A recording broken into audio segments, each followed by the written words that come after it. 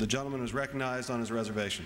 Thank you, Mr. Speaker. Mr. Speaker, while it is not my intention to object to this bill, I wanted to thank Representative Peter King for introducing this legislation in the House, and I was honored to join him as a co-sponsor of this bill.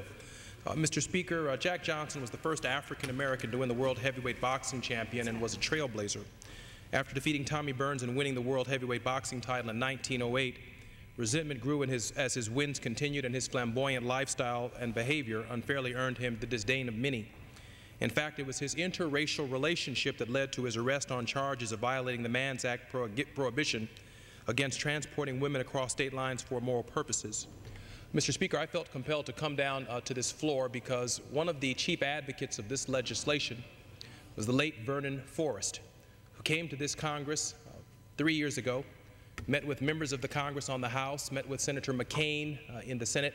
We had a press conference in the swamp to support this posthumous legislation on behalf of the late Jack Johnson. Vernon Forrest in Atlanta was shot this week 8 times in the back, and he will be memorialized, I believe, later this week or sometime this weekend.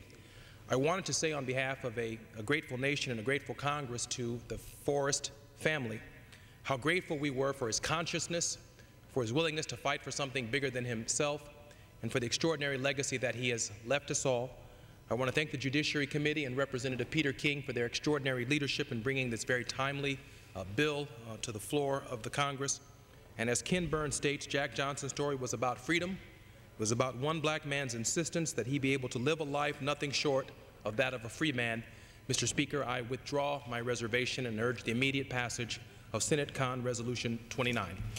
Without objection, the concurrent resolution is agreed to, and the motion to reconsider is laid on the table. I thank the gentleman.